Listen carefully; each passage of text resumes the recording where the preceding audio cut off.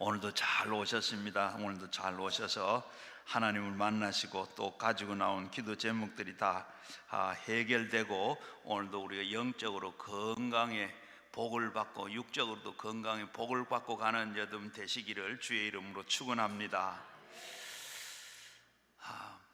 우리가 기도원에 오는 분 중에 참 자꾸 죽음의 귀신이 자꾸 자기를 죽으라고 그래도 안 죽을 수 없는 방법이 없습니까? 그렇게 얘기를 해요. 그래서 이 충동 좀 일어나지 않고 귀신이 그렇게 하지 않도록 좀 해주세요. 기도 좀 해주세요 하고 그렇게 부탁을 했어요. 그래서 오늘은 우리 자살 충동을 막기 위하여 이런 제목으로 말씀을 생각해 보려고 합니다. 오늘날 보면 너무나도 많은 사람들이 자살을 많이 해요. 너무나도 자살을 많이 자살도 쉽게 하는데 먼저는 부부 싸움하고 후에 자살하는 사람도 있고 또 카드비 때문에 또 자살하는 사람도 있고 또 보면 사업에 실패해서 자살하는 사람도 있고 또 그리고 보면 신병에 비관을 해서 자살하는 사람도 있고 학교 성적이 올라가지 않아서 성적이 나오지 않아서 성적 때문에 자살하는 사람들도 있고 부모에게 꾸중을 들었다고 해서 자살하는 사람도 있고 또 보면 아까 앞에서 말씀드린 대로 이렇게 영적으로 또 이렇게 귀신이 자꾸 죽으라 해서 그렇게 자살하는 사람도 있고 그런데 여러분 그 외에도 여러 가지 많죠. 그래서 우리나라 자살률이 OECD 29국 가운데 제일 많이 사망을 제일 많이 한다 그러죠. 작년에 그 유튜브에 보니까 우리나라에 매년 매일 56명이 죽었다 그래. 그러면 매일 56명이 죽으면 자살을 하면 바로 이 자살한 사람이 하루에는 얼마나 2.3이라고 2.2 사람하고 3 사람은 안 되고 그렇게 2.3 이렇게 나와요. 이렇게 자살률이 많아. 그러면 이 자살을 하는 걸 우리가 참 어떻게 해야 되겠느냐 보면 또 매년 이렇게 우리가 9만 명 정도가 이렇게 자살을 시도를 한다 그럽니다. 자살을 시도하는데 남자보다는 여자가 한 번 4배 정도 이렇게 많고 실제로는 또 그런데 자살하는 사람은 여성보다는 남성이 2-3 배 더 많다고 그럽니다. 이렇게 또 그런가 하면 실제로 자살을 하지 않지만은 죽어버리고 싶다 하는 그런 마음의 충동을 느낀 사람이 그렇게 많은 겁니다. 그리고 한 학교 교육단체에서 초등고, 중고등학교 학생들을 대상으로 500명을 이렇게 자살을 충동을 받았느냐 그렇게 했더니 그게 75.2%가 바로 자살 충동을 받았다. 그런 자살을 한 그런 충동 경험이 있다고 말을 했다 그럽니다. 그 원인은 이게 앞에서 말씀드린 이 성적이 나빠서 혹은 또 이 가정 불화로 이성 문제로 이런 자살을 그렇게 또 시도도 해보고 그런 충동을 받았다. 아마 우리 가운데 우리도 아마 대부분이 살아오면서 한두 사람은 다 이렇게 한번 죽었으면 죽어볼까 하는 그런 충동을 다 받은 경험이 있으리라고 생각합니다. 저도 그런 경험이 있어요. 제가 초등학교 한 3학년쯤 된 것 같은데 그런 충동을 받아서 자살을 하려고 그랬어요. 왜 그런가 하면 아침에 일어나가지고 이제 학교 가려고 이제 또 제 방에서 이제 그 안방으로 밥을 먹으려고 가는데 아마 늦은 가을쯤 된 것 같아. 아침 햇살이 방 안에 빛이 오는데 참 따뜻하고 참 그러는데 아늑하고 그러면서 혼자 방 안에 아무도 없고 혼자 방 안에 농장문이 한번 열어보고 싶어. 농장문을 열었는데 열고 보니까 어때요? 이 옷을 이렇게 쌓여있는데 그 옷 밑에 옛날에는 천환짜리가 있어요. 천환 이 빨간 돈인데 이게 몇 뭉치가 이렇게 뭉쳐있는 것 같아. 그런데 그걸 보고 저거 많은 돈 자운데 한 장 빼도 뭐 표 안 나겠지. 그래가지고 그걸 한 장을 뺐어요. 빼가지고 주머니에 넣어 가다가 학교 그 앞에 어제는 문방구지 옛날에 가게 가가지고 떡볶이를 했어요. 떡볶이 이 과자 이렇게 쌓이건 캔디 같은 게 이렇게 까면 안에 또자가 나와. 그러면 그건 공짜로 한 번 더 하는 거예요. 그걸 가지고 다 맨날 그걸 하고 싶었는데 그걸 다 못했거든.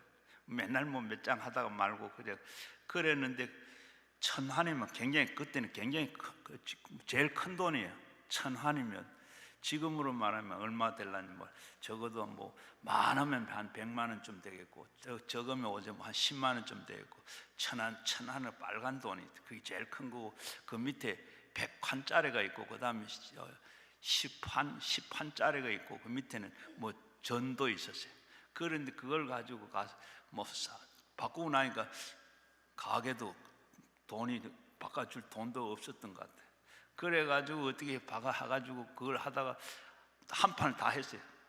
그리고 또 그거 가지고 또 돈이 남으니까 뭐 돈 남은 게 아니지. 그래서 구슬을 또 그냥 한 보따리 샀네요. 사가지고 이제 친구들 가던 아이들 다 막 한 움큼씩 집어줬어요. 그리고 학교 가서도 그렇게를 한 몇 날을 아마 올 때도 이제 또 막 그렇게 다 가게에다가 그렇게 다 쓰고, 그러니까 한 며칠을 했는데, 그러고 나니까 제가 3학년인데 4학년, 5학년 형들 되는 이런 것도 큰 아이들도 따라다니면 줄줄 따라다니면 막 영화이 많은 게 신나죠 그냥. 근데 이제 그거 돈을 아마 몇 날 며칠을 그렇게 썼어요. 쓰고 그 다음에 또 이제 다 썼으니까 또 이제 한번 보니까 또 있어. 그러니까 또 아무 뭐 표가 안 나는 거지, 안 받는지 확인을 안 했지. 그래서 또 뽑아가지고 그렇게 다 썼어요. 얼마나 그렇게 쓰다가 보니까 어느 날은 이제 저녁을 먹거나 저 엄마가 불러요.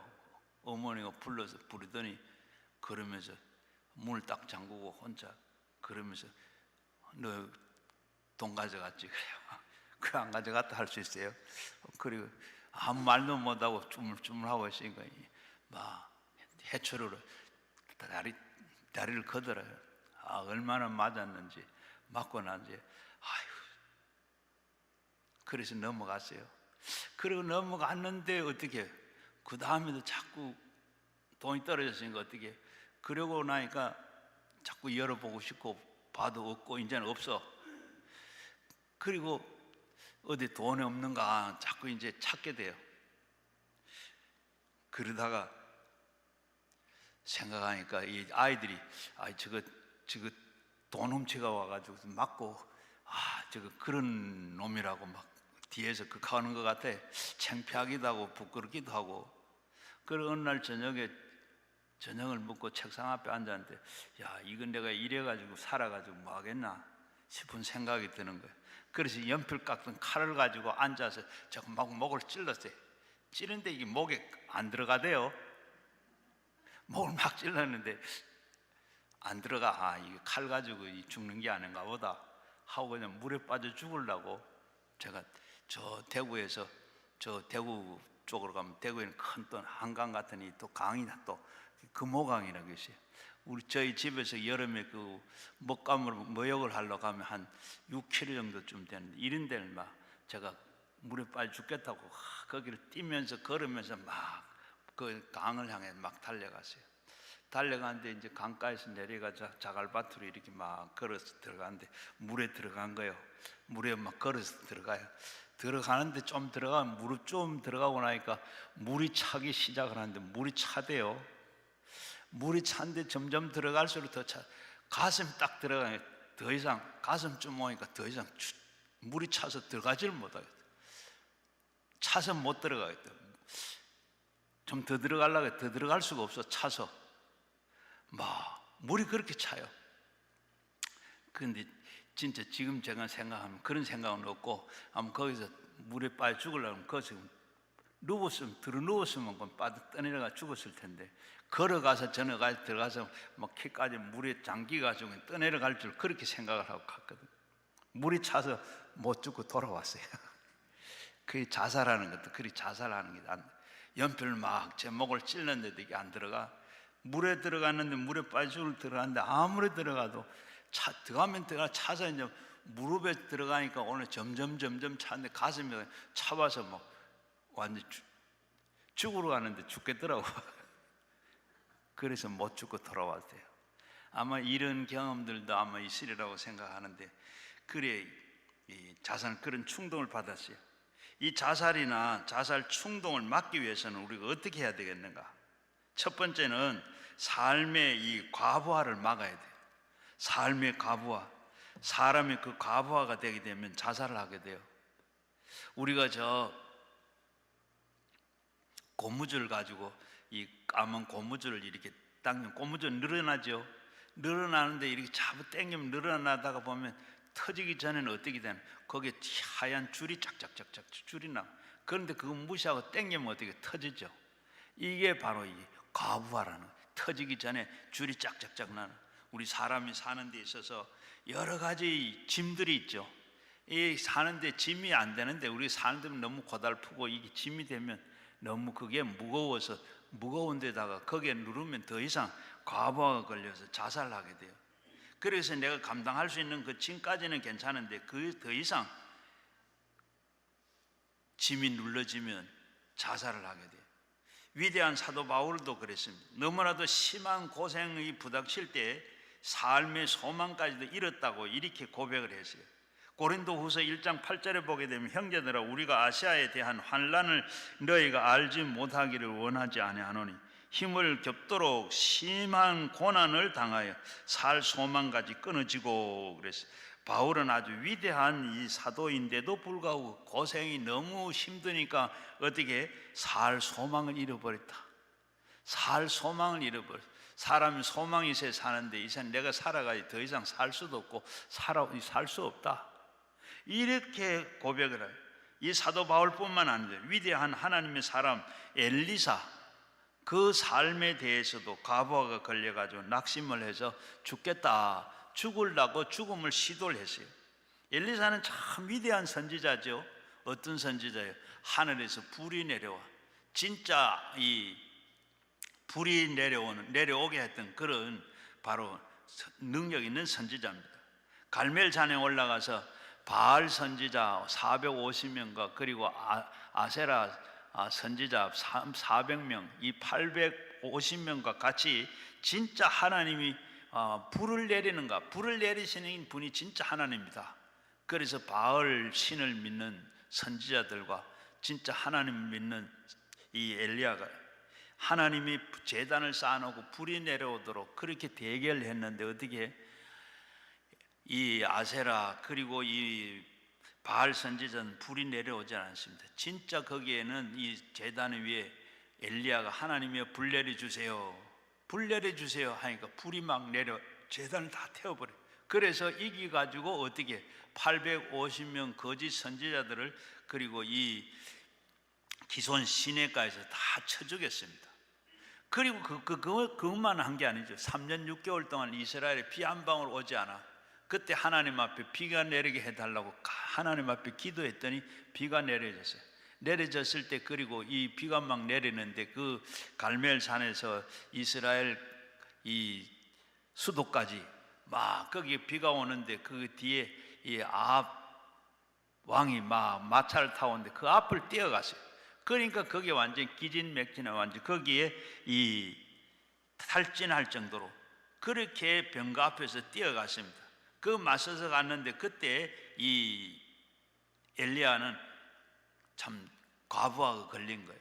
그런 가운데 어떻게 열왕기상 19장 1절 이하에 보게 되면 아합 왕이 이 엘리야가 행한 그 일을 집에 가서 이 자기 부인 아합의 이세벨에게, 그때 지금 이 엘리야가 지금 850명을 이렇게 다 불이 내려와서 다 쳐주겠다, 그 된 일을 다 가서 말하니까 어떻게 되세요? 그때 바로 이 이세벨은 사신에게 이 엘리야에게 보내어 사신을 보내가지고 이르되 내가 내일 이맘때쯤 되면 반드시 내 생명을 저 사람들 중에 한 사람같이 그렇게 생명을 내가 하게 하겠다. 그렇게 하니까 신들이 내게 그렇게 하지 않으면 내게 신들이 벌을 내가 내리게 될 것이다. 내리는 것이 마땅하다. 그러면서 이 협박의 말을 듣고 엘리야는 어떻게 돼요? 그만 낙심하게 돼. 내일 이맘때 주면 저 죽인 사람들과 같이 너도 똑같이 그렇게 죽이겠다. 그리 하지 않으면 이세벨이 자기의 신이 자기에게 벌을 내릴 것이다. 그렇게 하겠다 하는 이 사신의 소식을 듣고 엘리야는 위대한 하나님의 종이었지만은 지치고 피곤한 데다가 아합의 아내 이 이세벨의 협박을 듣고 어떻게 마음에 좌절을 하게 됩니다. 그리고 우울증이 왔습니다.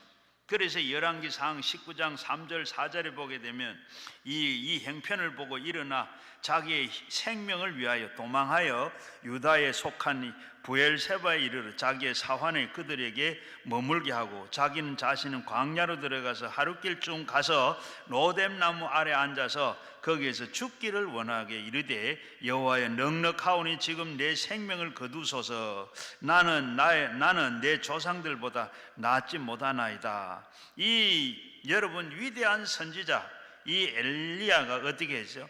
하나님과 동행하는 사람임에도 불구하고 과부하가 걸리게 되니까 이들은 낙심하고 좌절을 하고 우울증까지 걸리게 됐어요.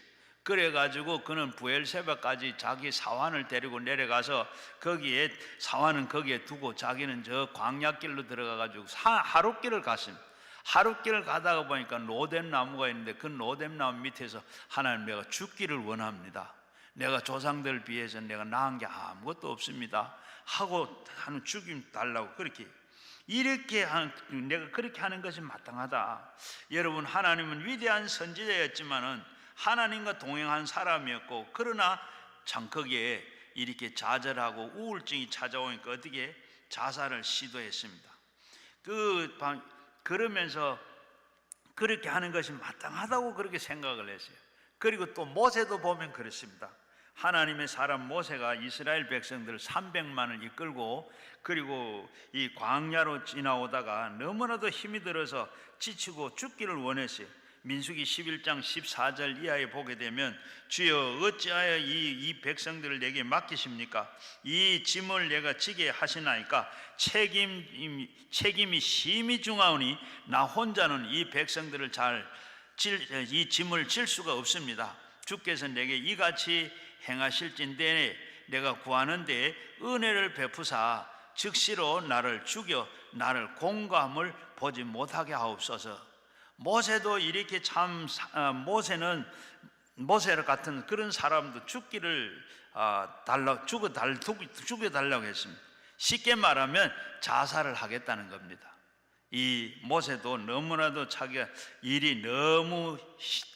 그 일이 감당하기 힘들어 그리고 과부하가 걸리고 더 이상 그렇게 하게 돼 하나님 앞에 그렇게 죽여달라고 할 때 그럴 때 그러기 때문에 하나님께서는 우리가 여기에 보게 되면 바울도 그리하고 모세도 그리하고 거기에 또 이 엘리야도 그러고 이렇게 다 믿음에 있는 사람 신앙이 좋은 사람 그런 선지자들도 이렇게 하나님께서 그렇게 쓰시는 사람도 과부하가 걸리니까 이렇게 다 죽여달라고 죽겠다고 이렇게 자살을 하겠다고 이렇게 한 것 봤는데 이걸 아시고 하나님께서 미리 우리 인생들에게 어떻게 했어요? 그러고 난 다음에 엄히 명령한 것이 하나님 명령한 것이 있습니다. 왜? 엿새 동안에 일하고 일에는 쉬어라. 이 명령을 하나님께서 우리에게 과부하가 걸리지 않도록 하나님께서 이렇게 쉬도록 우리에게 계명을 주시고 하나님 십계명 중에 안식일을 지키라. 엿새 동안 일하고 하루는 쉬어라. 이렇게 하나님께서 미리 다 하시고 이렇게 하나님께서는 사랑하시고 또 법으로 이렇게 정해놨습니다. 하나님도 쉬셨는데 사람이 무엇입니까? 하나님도 천지 만물을 지으실 때 엿새 동안 일하시고 하루는 쉬셨어요. 그런데 우리가 그거 모르고 이렇게 다 살면 어떻게 과부하가 걸려서 옳게 살지를 못해. 그래서 이 엿새를 일하고 하루는 쉬어라. 또 이렇게 하기 위해서 최상의 상태를 유지하도록 필요한 능률적인 그런 판단을 하나님께서 하셨습니다. 또 의료인들도 그 인체를 우리가 볼 때 지속적으로 계속해서 우리가 긴장을 유지하는 데는 한계가 있다는 거예요. 아까 앞에서 말씀드린 고무줄을 당기면 그게 참 늘어진다, 고무줄은 늘어진다 우리는 생각하는데 그 더 이상 늘어질 수가 없어요. 늘어지면 터지는 거예요. 이처럼 의사들도 마찬가지로 인생이 우리가 사람이 사는 데는 이렇게 막 계속 쉬는 거 없이 그렇게 쉬다가 보면 계획 과부하가 걸린다. 그래서 바로 일주일 엿새 동안 일하고 하루는 쉰다, 이러는 것이 참 바람직하다라고 그렇게 말했습니다. 18세기 말경에 프랑스 이 산업혁명이 일어났을 때 무신론자들은 충동해서 10일을 바로 이렇게 휴일제로 이렇게 불란서가 실시를 한 일이 있습니다. 그런데 엿새 일하고 하루 쉬는 게 아니라 10일을 일하고 하루를 쉬는 걸로 이렇게 했는데, 그렇게 하다가 보니까 어떻게 사람들이 거기에 바로 산업 현장에 산업재해가 막 급증을 하게 되고, 그리고 생산량도 막 많이 늘어날 줄 알았는데 40%는 감소되더라. 그래가지고 이건 잘못, 너무 그럼 다는 거 없다. 그러면 보다 일주일이 그럼 하루 덜 하는 걸로 6일 휴일제로 해야 되겠다.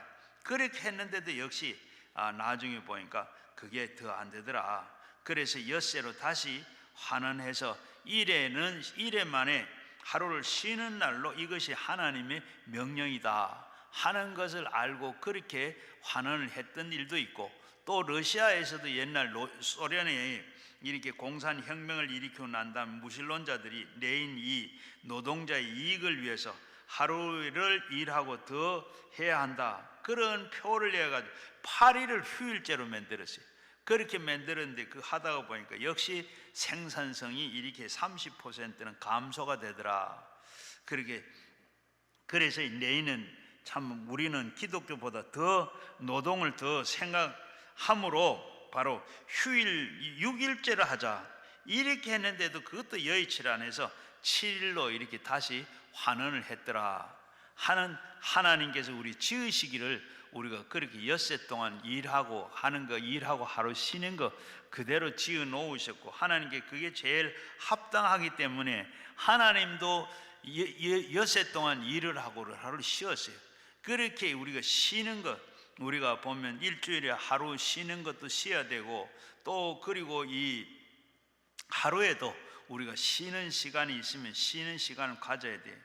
이렇게 보게 되면, 그래서 예수님도 이 마가복음 6장 31절 말씀에 너희도 따로 한적한 곳에 가서 잠깐 쉬어라 하시니, 이는 오고 가는 사람들에게 많이 음식 먹을 겨를도 없음이러라. 예수님도 이렇게 쉬시면서 일하셨고, 그리고 누가복음 21장 37절에도 보게 되면 예수님께서 낮에는 성전에서 가르치시고 밤에는 나가서 감람원에서 쉬시더라.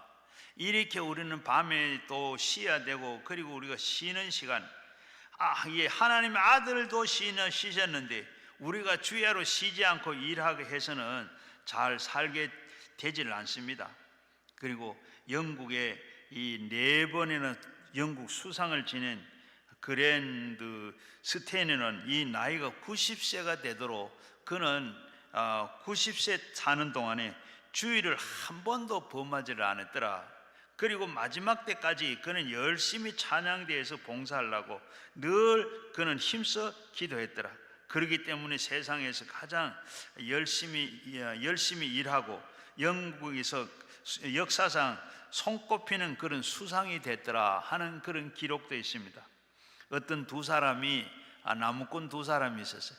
나무를 하는 두 사람이 있었는데, 한 사람은 그저 하루 종일 장작을 팹니다. 한 사람은 도끼를 가지고 그냥 하루 종일 나무를 패는데, 그리고 한 사람은 50분 동안 이렇게 나무를 패고, 그리고 또 그 다음에 10분은 이렇게 쉬었더라. 그래서 사람들은 말하길, 저 게으른 놈을 봐라. 저 친구들은 하루 종일 쉬지도 않고 도끼질을 하는데 저놈은 50분 도끼질을 하고 10분 쉰더라. 이렇게 했는데 나중에 보니까 어떻게 해요? 50분 일하고 10분을 쉰 사람이 하루 종일 그저 나무를 팼는 사람보다 훨씬 더 많이 팼더라. 이 사람은 쉬면서 뭘 했는가 하면 쉬는 시간에 도끼 날을 갈았어요. 도끼 날을 갈아가지고 이렇게 하니까 바로 이 하루 종일 무딘 날을 가지고 나무를 패는 사람보다 날이 선 도끼를 가지고 이 50분씩 10분씩 쉬가면서 하는 이 사람이 훨씬 더 많이 했더라. 바로 이 지치고 피곤한 몸을 일하는 것보다 휴식을 통해서 마음과 몸을 날카롭게 해서 그런 다음에 일하는 것이 더 일의 양도 많아지고 성과가 있다고 하는 것을 우리가 알 수 있습니다. 그래서 우리는 그 만고불변의 법칙, 엿새 동안 일하고 일에 쉬는 것, 하나님의 법칙을 지키는 것이 자살 충동을 피하는 일이라 우리는 가부화를 막아야 됩니다. 그리고 너무 과부하가 걸려서 지치고 피곤하고 살 의욕을 잃어버리면 자살하는 것이 하나님의 법을 어기기 때문에 우리는 자살하는 것은 막아야 된다. 무조건 엿새 동안 일하고 일회째 되는 날은 쉬는 것이 하나님 뜻이요, 하나님께서 일생을 이렇게 하루 우리 인생들을 그렇게 만들었기 때문에 그대로 해야 하는 것이 인간의 존재와 영적으로나 심리적으로나 육체적으로나 다 굴러가게 되어 있는 것입니다. 우리가 쉬면서 하는 것, 우리가 과부하가 걸리지 않은 과부하를 막아야 된다. 그리고 두 번째는 바로 희망과 꿈을 가지도록, 자살을 충동을 막기 위해서는 희망과 꿈을 우리는 가지도록, 꿈이 있어야 돼요. 우리 사람이 사는 데는 꿈이 있어야 됩니다. 제일 이 세상에 참 불쌍한 사람은 꿈이 없는 사람, 소망이 없는 사람. 꿈만 있고 소망이 있으면 어떤 어려움이 있어도 참고 나갈 수가 있습니다. 자살하는 사람은 삶의 능력의 한계점을 도달해서 막다른 골목에서 자살만이 벗어나 유일한 길이다, 꼭 그렇게 믿고 있기 때문에 도저히 피할 길이 없고 죽음만이 피한다. 너무나도 삶이 고달프기 때문에 그 고달픔을 벗어나기 위해서는 죽어야 하겠다, 이렇게 생각하는 인생의 막다른 골목은 하나님이 그 기적을 바로 시작하는 데서부터 불구하고, 그리고 하나님을 모르니까 그런 겁니다. 여러분, 하나님께 나오면 아무리 막다른 골목에 처했다 하더라도 하나님 안에서 꿈과 소망을 가질 수 있고, 그리고 꿈과 소망이 있는 그 이상 그 사람은 자살을 하지 않습니다. 바로 우리가 꿈과 희망, 우리가 성령 받으면 자살하지 않아요. 왜? 성령 받으면 꿈이 있고 희망이 있게 됩니다. 우리가 갈라디아서 5장 22절 23절 보면 뭐라고요? 바로 성령을 받으면 성령의 9가지 열매를 맺는다. 성령 받으면 우리가 성령 받고 예수 믿는 사람은 바로 성령의 9가지 열매가 맺으면 바로 제대로 믿는 사람. 성령의 9가지 열매가 뭐죠? 제일 먼저 사랑과 희락과 화평과 오래 참음과, 제일 먼저 우리가 사랑하게 되면 이웃을 내 몸같이 사랑하라. 그런데 이 내 몸 사랑하는 것, 이웃을 사랑하는 것, 사랑하게 되면 사랑하는 사람, 자기를 사랑하는 사람은 이렇게 과부하에도 걸리지 아니하고 자기를 사랑하면 자살할 수가 없어요. 왜? 자살을 하면 어떻게 되는 걸 압니다. 바로 앞에서 말씀드린 대로 자살을 하면 어떻게 바로 하나님 나라 못 들어가죠. 그리고 희락이 있습니다. 기쁨이 있어요. 기쁨이 있는데 뭐 죽을 일이 없죠. 저절로 그렇게 되고 화평이 오고 오래 참음이 있고, 참는 것도 한도가 있다 그러는데 성령 받으면 끝까지 참게 돼요. 다 참게 되는 것이고, 그리고 마지막에 절제하는 것, 하는 일이고 죽는 것도 다 절제를 하는, 모든 게 다 절제. 시편 42편 5절 말씀에도 내 영혼을 네가 어찌 낭망하느냐, 어찌하여 내 속에 있는 불안하고 하는가. 너는 하나님의 소망을 두라. 그리고 그가 나타나 도우심을 말미암아 내게 여전히 찬송하리로다.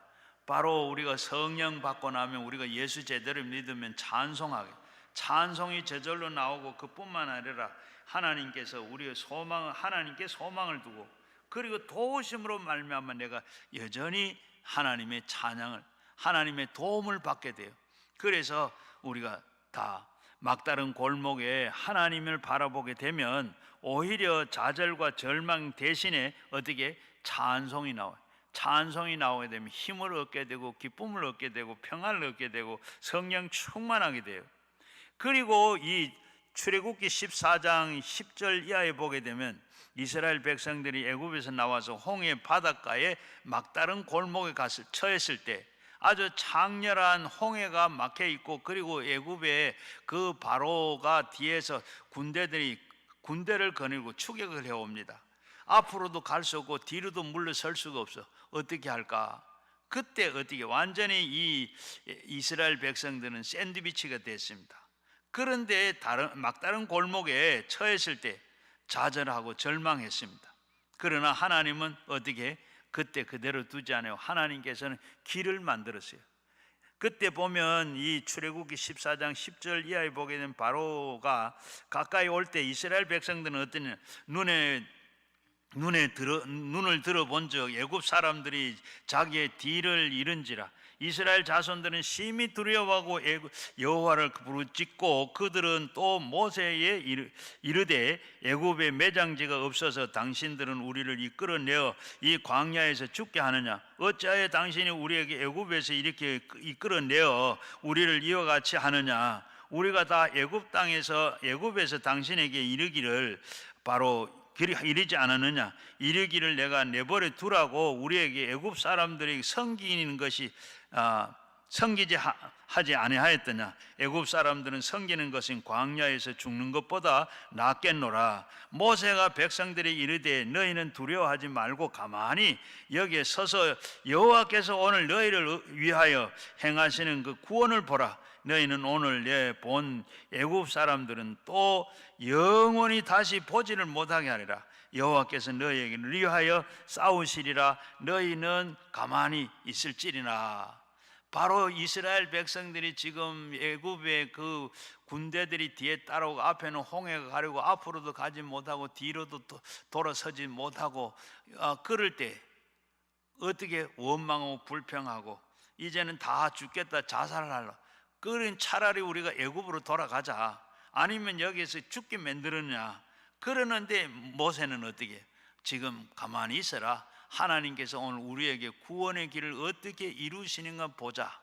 그리고 하나님께서 오늘 애굽 사람들을 영원히 다시 보지 못하도록 만들어 줄 것이다. 그리고 하나님이 우리를 위해서 대신에 싸워 줄 것이다. 우리가 모세는 그렇게 좌절을 하고 절망에 처한 이스라엘 백성들에게 하나님 앞에 엎드려 기도했더니 하나님께서 그렇게 대신에 싸워주겠고 길을 내주시겠다. 모세를 통해서 홍해 바다를 갈라놓았습니다.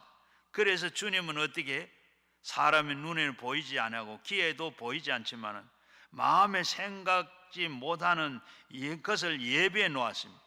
홍해의 길을 만들어 놓았습니다. 하나님께서는 이렇게 길을 만드시는 분이십니다.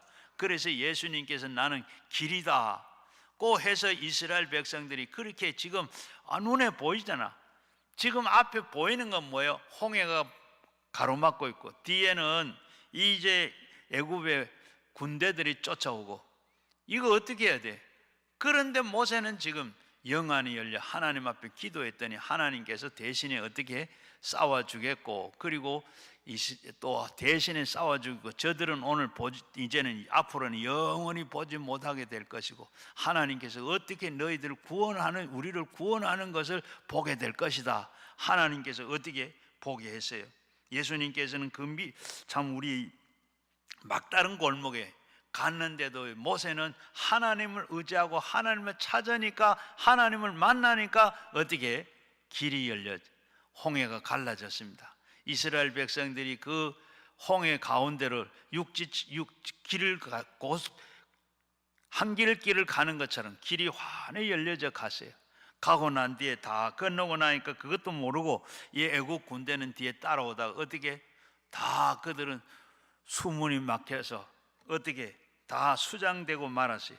오늘도 너희들이 이제는 다시는 그 영원히 보지 못하도록 하나님께서 그렇게 길을 만드시고 그들이 갈 길을 열어놓으시고 하나님께서 보게 됩니다. 바울도 거기에 대해서 고백을 해요. 바울은 막다른 골목에 처했을 때 죽은 자를 살리시는 주님을 앙망하라 그랬습니다. 고린도후서 1장 8절 이하에 보면 형제들아 우리가 아시아에서 당하는 환난을 너희가 알지 못하기를 원치 아니하노니 힘에 겹도록 심한 고난을 당하여 살 소망이 끊어지고 우리 자신들이 사형 선고를 받은 줄로 알았으니 이는 우리가 자기를 의뢰하지 말고 오직 죽은 자를 다시 살리시는 하나님을 의뢰하게 하심이라.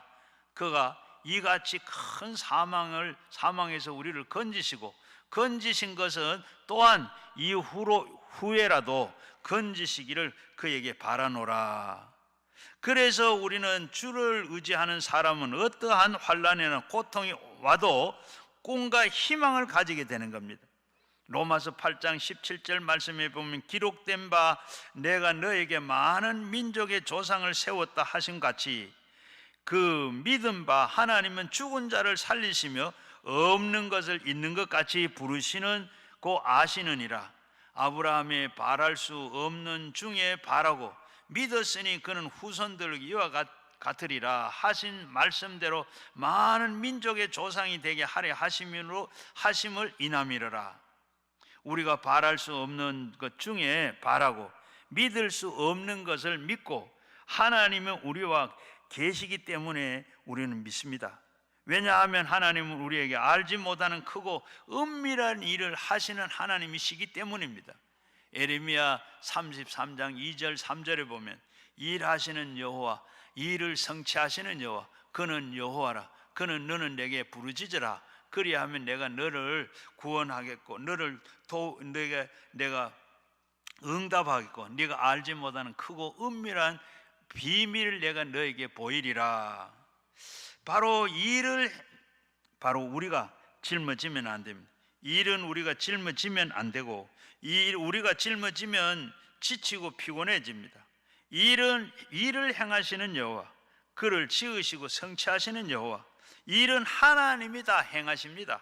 우리는 믿고 하나님 앞에 부르짖기만 하면 기도하게 되면 하나님께서 일을 다 해주시는 하나님이시기 때문에 우리는 그 당하고 감당하지 못할 것을 우리는 주께 부르짖고 기도하면 하나님께서 나타나셔서 알지 못하고 크고 비밀한 일을 하나님께서 해주십니다. 바로 인생의 주인은 하나님이시기 때문입니다. 인생이 내가 내 주인이 아니라 하나님이 내 주인이 되십니다. 그 주인께 모든 것을 맡기고 하나님 앞에 부탁하고 기도하면 그 주인이 다 알아서 해주시는 겁니다. 여러분이 주인 되면 모든 일이 여러분의 문제요 능력으로 해결해야 되지 않습니까? 그래서 과거도 현재도 미래도 하나님이 그 모든 것을 다 맡겼을 때 하나님이 인생의 주인 하나님으로 삼고 하나님께 모든 걸 마치면 잠언 16장 3절 말씀에 너희 행사를 여호와께 맡기라. 그리하면 너희 경영하는 것이 이루어지고 9절에 사람이 마음으로 자기 길을 계획할지라도 그 걸음을 인도하는 이는 여호와 하나님이시다. 여러분 하나님께서 우리의 가는 길 내가 간다고 하는 것 같으나 내가 가는 게 아니고 나중에 보면 하나님께서 다 인도하시고 하나님께서 하신 거 봐요. 보면 너무나도 하나님께서는 세밀하게 우리를 간섭하고 계신 것도 알고 되고 그 하나님이 우리가 마음으로 계획할지도 그 길을 계획하는 이는 바로 그가 걸음을 인도하신다. 하나님께서 우리가 하루를 살고 사람을 만나고 하루 일을 다 마치고 생각해 보면 아침에는 이런 계획을 가지고 했으나 저녁에 보면 영 딴 삶을 살았던 것을 여러분 많이 느끼죠. 네, 그래서 우리가 기도해야 되는 거예요. 날마다 하나님께서 하는 일이 다 그래. 미국의 저명한 사업가요 억망장자가 된 이 카네기 젊은 시절에 세일즈를 했어요. 그러면서 물건을 팔고 다녔는데 이 집 저 집 이 회사 저 회사 다니면서 물건을 팔았는데 잘 팔려지질 않아. 잘 팔려지지도 않아 하고, 그러니까 얼마나 고달픈지 수입이 적습니다. 그런데 어느 날 이 어느 회사의 사무실에 가니까 그 별 볼 일 없는 그림이 한 장 액자에 담겨 있어요. 그 그림은 보니까 뭐예요? 이 배가 바로 물이 다 빠지고 나는, 배가 물이 다 빠지고 나으니까 그 이 썰물이 다 빠지고 나간 그곳에 배 한 척이 이렇게 덩그러니 걸려 있어요. 그 갯벌에 그냥 얹혀 있습니다. 그리고 노는 그 갯벌 바닥에 떨어져 있습니다. 그 밑에 뭐라고 써 있는 거 보면 민물은 반드시 들어온다. 한번 따라하세요. 민물은 반드시 따라온다. 썰물이 다 빠지고 나갔는데 그 다음 다시 밀물이 들어온다는 거예요. 그걸 밑에 써놨어요. 그걸 보고 카네기는 굉장히 마음에 전율이 흘렀어요. 그렇다. 내 인생이 마치 저 배와 같아. 모든 기회가 다 가버리고 나는 썰물 갯벌에 저 버려진 저 그루와 같다. 그러나 내게는 밀물이 반드시 다가올 것이다. 그때는 둥둥 물에 떠올라서 내가 나가게 될 것이다. 여러분, 오늘 카네기 같은 분이 안 계십니까? 지금 하다가 다 사업이 안 돼서 빚더미에 올라앉았어요. 아무것도 할 수도 없어. 돈을 빌려줄 사람도 없고 빌릴 데도 없어. 어디 가려고 갈 수도 없어. 아무것도 안 돼요. 사업하는 것뿐만 아니고 내 사방이 마치 내가 하나님 믿는다고 믿었는데 하나님도 다 지금 나 모르는 것 같고, 하나님 앞에 기도할 용기도 기도해도 될 것 같지도 않고, 모든 게 막막했다 그래. 그래서 카네기는 거기에 큰 힘을 얻은 거예요. 지금 내가 물 빠진 썰물이 다 빠져나가서 내가 지금 아무것도 할 수 없는 덩근한 이 거룻배지만은 물이 들어오면 내가 떠서 내가 항해할 것이고 내가 목적지를 가는데 할 때 그때가 올 것이다. 그러면서 이를 악물고 꿈을 가지고 도전한, 그러면서 주인에게 그랬어요. 주인님, 저 그림 저 하나 주면 안 되겠습니까? 저 주면 안 되겠습니까? 저 주면 안 되십니까? 저 그림 저 주십시오. 그 주인이 그렇게 별 볼 일 없는 그 사진 가져가 뭐 할래? 그러면 줬다 그래. 그 사진을 가져와 자기 사무실에 붙여놔. 그걸 보고 민물이 다가온다. 지금은 썰물의 인생이지만은 그러나 내가 민물이 다가온다. 꿈을 가지고 하나님 앞에 그렇게 축복의 바다로 등실 나갈 것을 생각하면서 부정적이고 좌절하고 절망적인 이 카네기는 그 그림 하나 때문에 긍정적이고 적극적인 소망의 꿈을 갖게 됐다. 그 결과 그는 어떻게 했어요? 나중에는 억만장자가 됐습니다.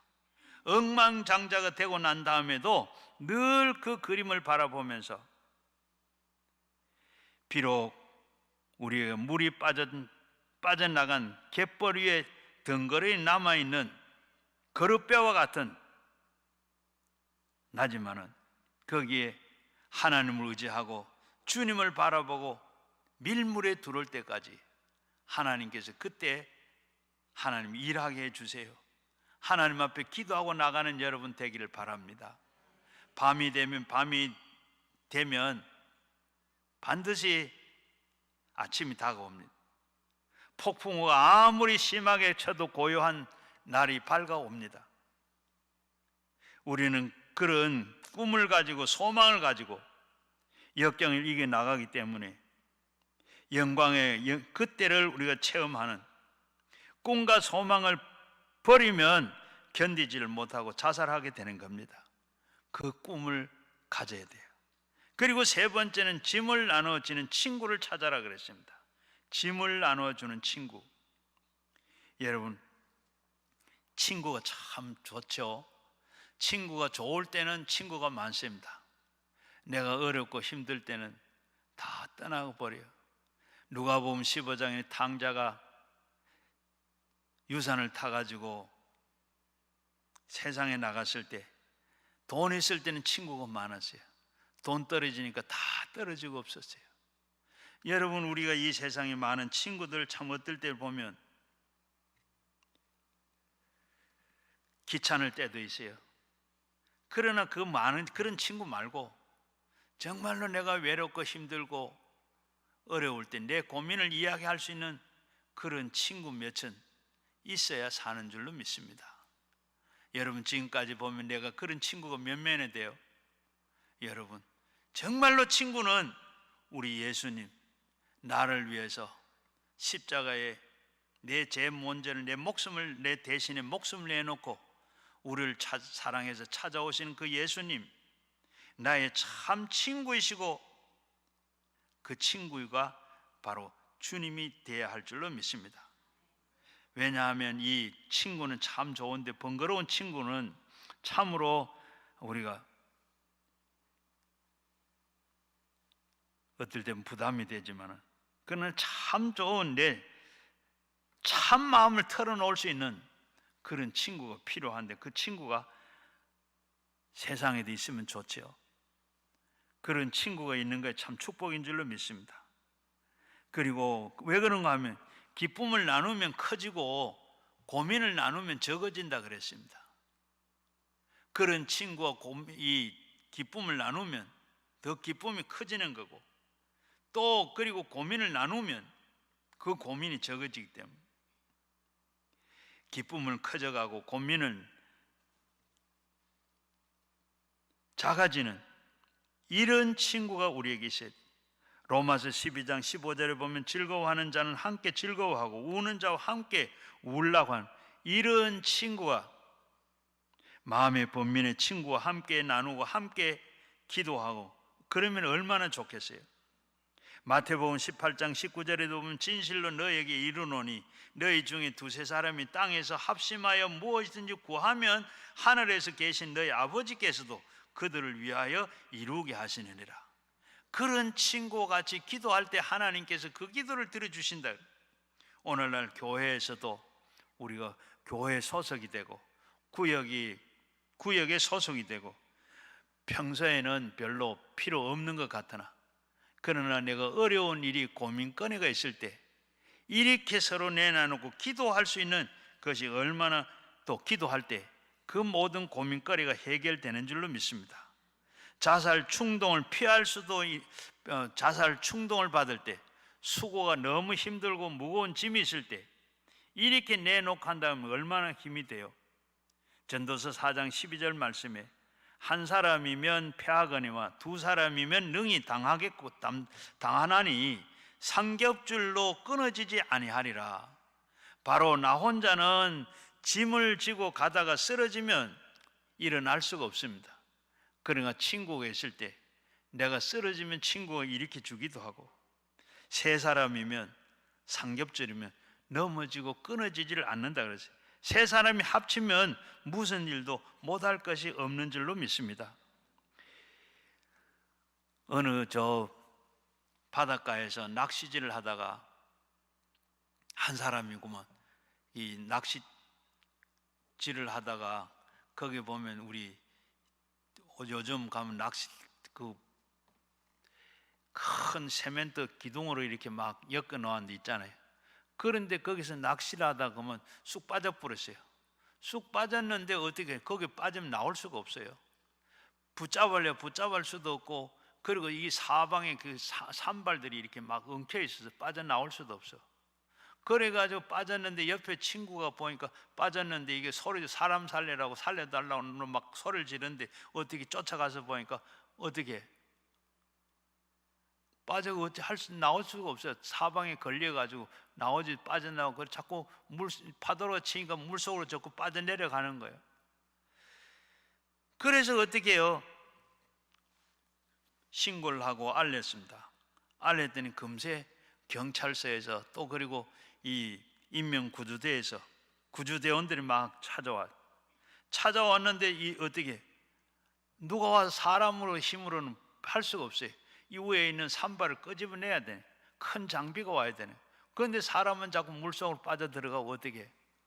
그때 어떻게 그때까지 버텨낼 수 있을까? 그건 장비가 와야 되는데 사방에 장비를 동원해서 장비가 오도록 기다리는데 자꾸 사람 빠져나가 물 자꾸 파도가 치니까 자꾸 밑으로 빠져나가요. 힘은 빠지고 그때 어떻게 했니? 이 친구가 가서 옆에 위에서 너 팔을 내가지고 그 팔을 잡고 있으면서 그래 계속 위로를 하는 거예요. 너는 죽지 않는다. 너와 같이 있다. 이 중장비가 곧 올 거다. 그러면서 너는 죽지 않는다고, 곧 너는 구주될 거다. 낙심하지 말고 힘내라 하고 옆에서 계속 말을 해주는. 그러니 이 친구는 어떻게 해요? 물속으로 점점 빠져내려가면서 힘은 빠지고 몸은 추워지고 참 어려운데 어떻게 해? 옆에서 자꾸 이 친구가 말을 합니다. 너는 지금 너를 건져줄 거고 구원해 줄 거고 너니까 너는 죽지 않는다. 죽지 않는다. 그렇게 와서 장비가 와서 그 다음에 어떻게 큰 그 산바리를 하나씩 둘씩 하나를 건져내니까 사람이 올라올 수 있다. 이렇게 친구가 좋은 겁니다. 여러분, 우리가 어떤 온갖 친구 중에 이런 친구가 있는가 하면 내가 문제가 생겼을 때 어떤 게 생겼으면 어떻게 그걸 가지고 모욕하고 그리고 고통을 더하게 만든 그런 친구들이 세상에 있죠. 그러나 오늘도 우리 주님께서 나의 수고하고 무거운 짐을 져주시고 나를 위로해 주시고 힘 주시고 능력 주시는 그 주님, 그 주님이 우리가 계신 것을 알고 그분 앞에 믿고 나가야 돼요. 그래서 마태복음 11장 28절에 보면 수고하고 무거운 짐진 자들아 다 내게로 오라. 내가 너희를 쉬게 하리라. 나의 마음은 온유하고 겸손하니 너의 멍에를 메고 내게 배우리라. 너희는 마음에 쉼을 얻고 내가 멍에를 씻고 그리고 내 짐은 가벼우니라. 여기에 온유하다 하는 말이 뭡니까?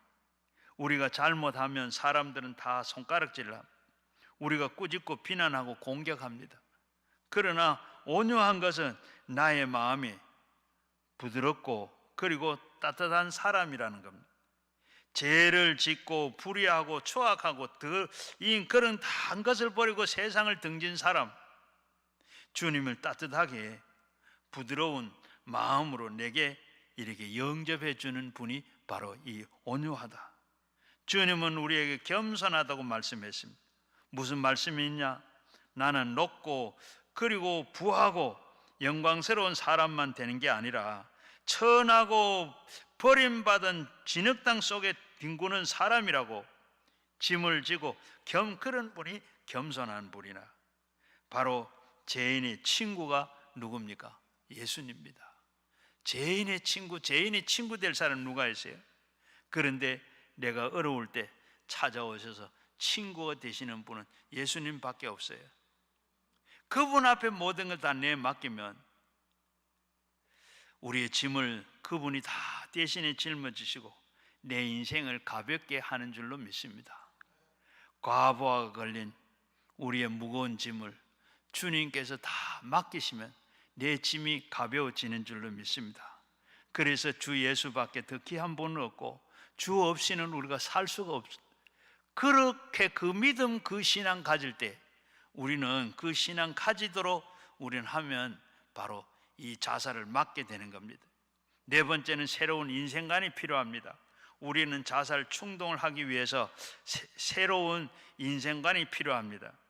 인생은 잠시 머무른 우리가 읽은 말씀과 같이 나그네입니다. 이 세상의 모든 것이 다 어때요? 그 지혜자 솔로몬이 그것을 다 누리고 살아봤어요. 살아봤는데 모든 것이 다 어떠래? 하는 마지막의 결론은 헛되고 헛되고 헛되더라. 세상 것 다 그렇게 헛된 것밖에 없어요. 그래서 요한일서 2장 15절 말씀에 이 세상이나 이 세상에 있는 것들은 사랑하지 말아라. 누구든지 세상을 사랑하면 아버지의 사랑이 그 안에 있지 아니하느니라. 이는 세상을 사랑하는 모든 것이 육신의 정욕과 안목의 전욕과 이생의 자랑이니 이는 아버지부터 온 것이 아니고 세상에서 온 거니 세상도 그 정욕을 지나가되 오직 하나님의 뜻을 행하는 자는 영원히 가느니라. 하나님의 뜻을 사는 사람이, 뜻대로 사는 사람이 영원히 산다고 했습니다. 제가 신학교 다닐 때, 신학교 들어가니까 바로 거기 다니고 황재석이라는 전도사가 바로 이 채플에 간증을 하러 나왔어요. 그런데 보니까 이 사람이 옷은 아주 초라하고 볼품이 없는 것 같은데, 그런데 그 얼굴에는 상당히 광채가 나고 굉장히 학식이 있는 사람 같이 그렇게 보여요. 그래서 바로 관심을 가지고 간증을 잘 들었습니다. 그런데 그 간증을 들으니까 이분은 대구 사람인데 대구에서 선교사를 만나가지고 예수를 접하고, 그리고 예수를 잘 믿었어요. 그리고 서울에 대학을 와가지고 대학을 하고 또 석사까지 다 하고, 그리고 나와서 사업을 했답니다. 사업을 했는데 이 사람이 누구하고 같이 했노? 김대중,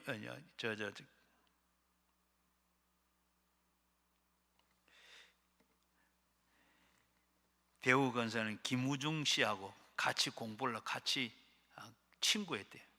그런데 이 사람도 그 사업을 하고 했는데 사업이 얼마나 잘 되는지, 그리고 돈도 잘 벌고, 그리고 교회도 열심히 나가고 11조도 하나님 앞에 많이 드리고 새벽 기도도 나고, 그렇게 하는데 사업이 점점 잘 되니까 어떻게 바빠져서 시간이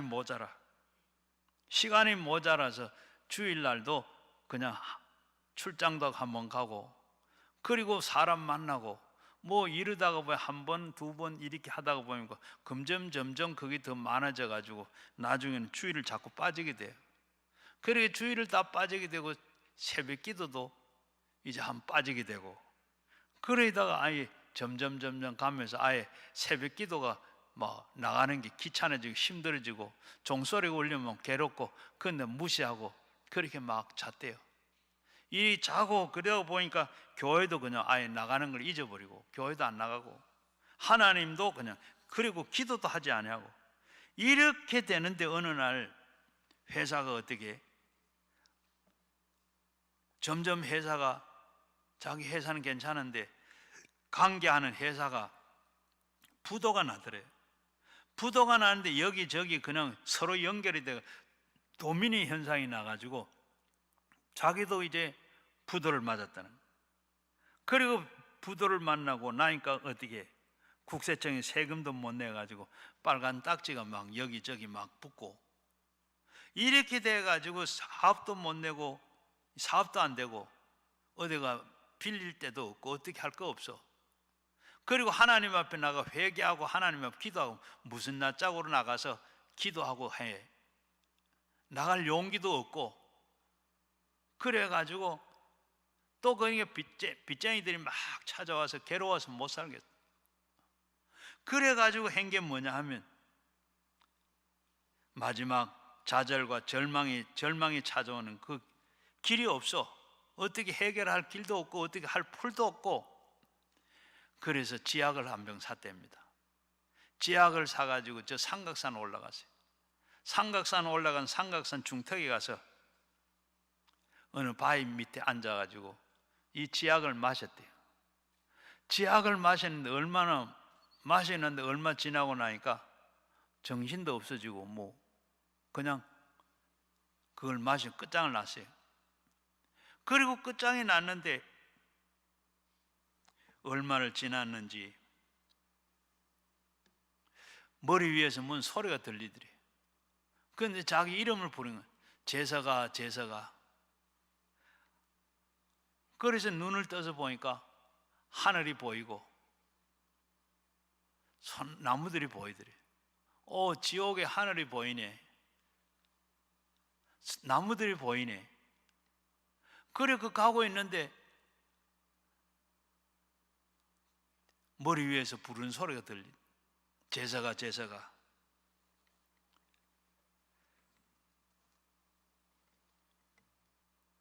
그 내가 지옥인데 지옥에 와서 이런 소리가 들리나 하고 보니까 앞에 예수님이 손을 내미시고, 그러면 제사가 네가 지금 세상을 사랑하고 세상을 사랑해서 나를 멀리 떠났으나 얻은 것이 무엇이냐? 너 지금이라도 회개하고 돌아와라. 주님이 내가 지옥에 있는데 어떻게 회개를 합니까? 너는 지금 지옥이 아니라 네가 지금 약을 먹고 혼수 상태에 벌써 한 주일이 지나갔다. 일어나서 내가 지시하는 곳으로 가라.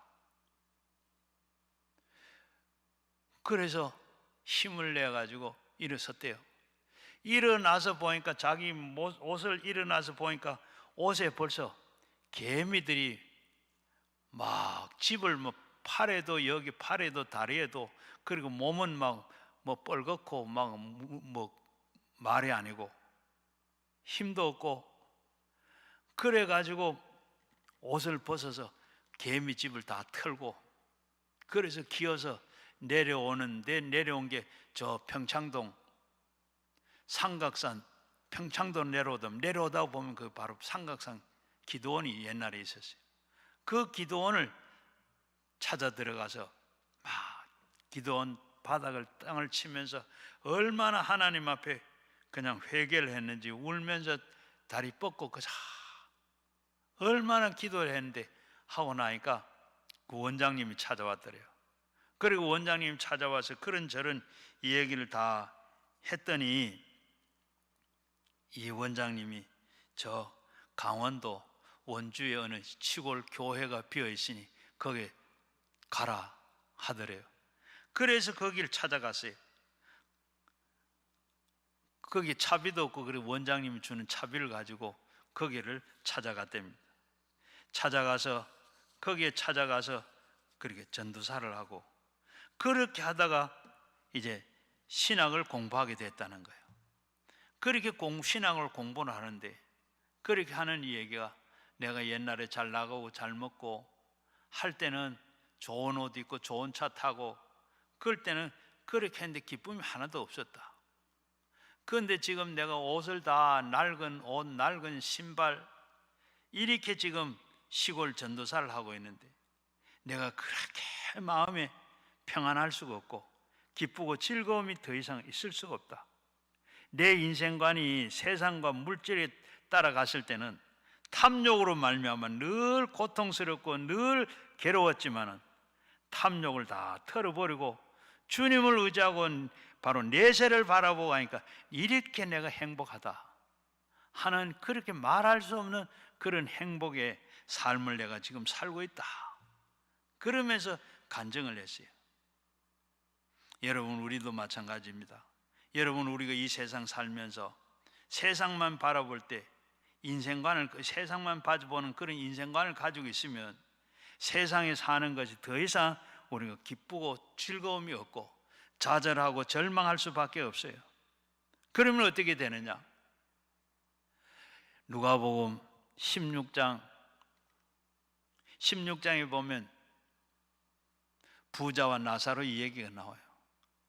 부자는 날마다 비단 옷을 입고 색동 옷을 입고 연락하면 날마다 그렇게 지내는데 그 집 대문간에는 나사로는 거지가 되어가지고 아무것도 먹을 것도 없고 병들은 몸으로 거기를 연명하고 있어요.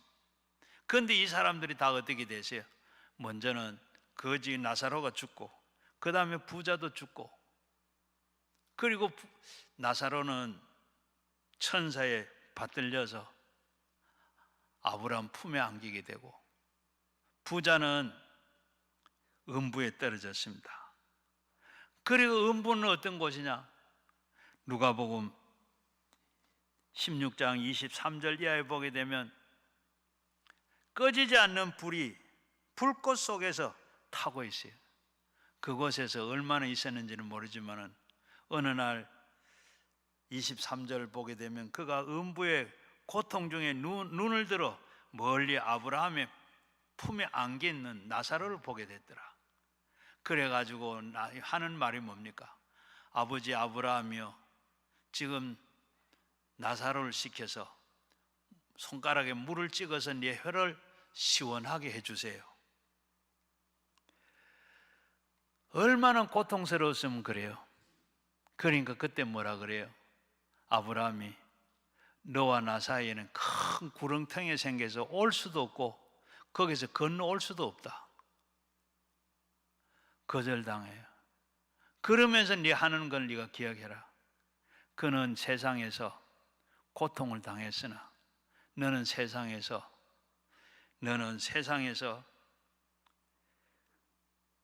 좋은 것을 내가 받았으니 나사로는 고난을 받고 너는 좋은 것을 받았어. 이제는 기억해라. 여기는 바로 그 나사로에게는 위로가 있고 너에게는 고난이 있는 줄 알아라. 그리고 난 다음에 그걸 깨닫고 난 다음에 그는 어떻게, 이 부자는 아브라함이요 다시 말합니다. 내가 지금 나사로를 내 집에, 아버지 집에 보내주세요. 내 집에 가면 형제들이 5 형제들이 있는데 나 형제들이 나와 똑같이 살고 있습니다. 그 형제들은 여기 오면 안 됩니다. 나사로를 좀 보내서 여기 오지 않게 해주세요.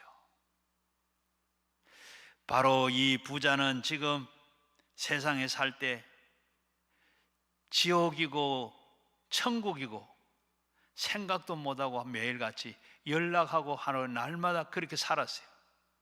오늘만 기쁘게 즐겁게 그렇게 살았는데 거기 안에 죽어서 보니까 바로 여기에 천국이 있고 지옥이 있는 걸 알았어요. 내 동생들이 지금 나처럼 그렇게 살다가 오면 필시 여기 온다. 내 동생들은 여기 오지 않아야 되겠다. 그걸 알은 거예요. 그래서 그러니까 뭐라 그래요? 아브라함이 다시 말하기로 나사로가 가도 그 사람들 믿지 않는다. 죽었던 사람이 살아나서 이런 것이 있다고, 천국이 지옥이 있다고 해도 믿지 않고 듣지 않는다. 거기에는 모세와 같은 선지자들이 있다. 거절당했어요. 여러분, 우리는 분명히 이 세상에 지옥과 천국이 있다는 것을 분명히 알아야 돼요. 바로 이걸 알면 바로 어떠한 일이 있어도 바로 자살하지 않습니다. 앞에서 말씀, 여기 귀신 들려가지고 아까 이어온 제약회사 중직으로 지내던 분인데 귀신이 들어와가지고 완전히 죽게 됐어요. 죽어라. 그러고 여기 청평댐에 죽으려고 가다가 강남 금식기도원에 와서 기도원 한 가보자.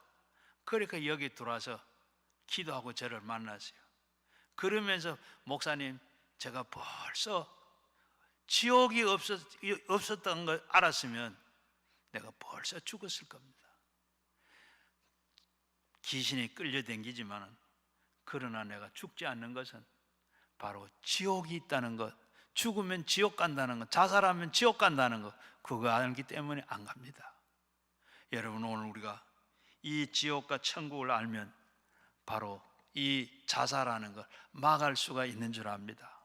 여러분도 분명히 앞에서 부자 나사로 이야기처럼 그 부자가 세상에서 그렇게 살았지만은 마지막에 그가 지옥에 떨어져서 이렇게 지옥의 고통스러운 이곳은 올 곳이 못 된다.